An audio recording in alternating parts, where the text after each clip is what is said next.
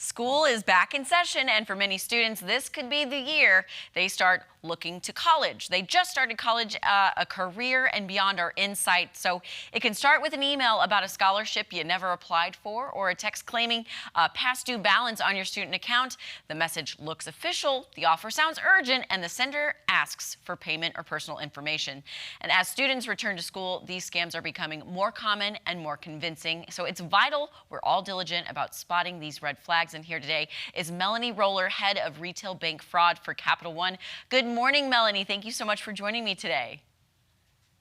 Good morning. Thank you so much for the opportunity. Of course. So this is all very, very important because, as we said, scams, fraud are becoming, more believable. So what are the most common scams targeting students and parents right now? There are a few patterns we see every year. One is fake websites mimicking real retailers. Another is phony scholarship or loan forgiveness offers that are asking for payment initially. Or you might get an unsolicited message claiming that you have overdue balances or fees that you owe. Another one that we see that commonly targets college students is text messages with offers for jobs. It's really important for consumers to be wary of anything that reads like a get rich quick scheme or easy money, particularly when those offers are unsolicited.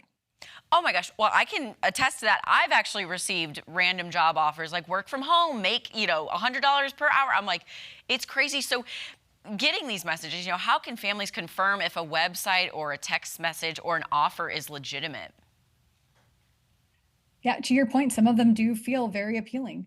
I think the biggest thing for families to keep in mind is that if something sounds too good to be true, it probably is.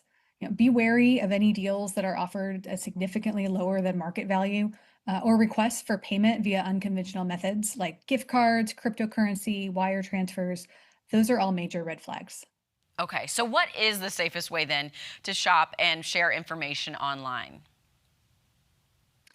When you're shopping online, don't feel pressured into acting quickly. Scammers will often try to convince you that a deal is expiring, a payment is due urgently, and they're counting on this to pressure you into overlooking certain red flags. Additionally, more broadly, as we think about protecting information, you should never give out sensitive information in response to an unsolicited text, phone call, or email.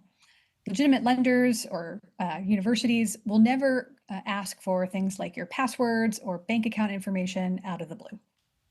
Okay, so in those instances, if someone's kind of like 50-50 on the fence, what is kind of that best course of action? Is it to physically go into your bank or call the bank to verify all this information? Yeah. Take a pause. Take the time to verify the information directly with what the source may be that is providing it or that is claiming to provide it. Yeah, and additionally, read up on what some of those red flags might be.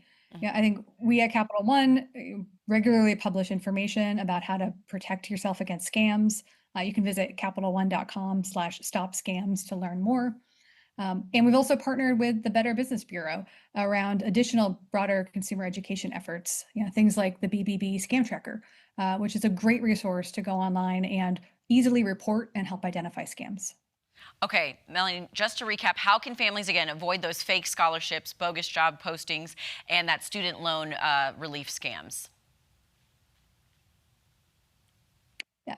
So for more information around what some of those scams are and actions you can take, I recommend visiting capitalone.com/stop scams.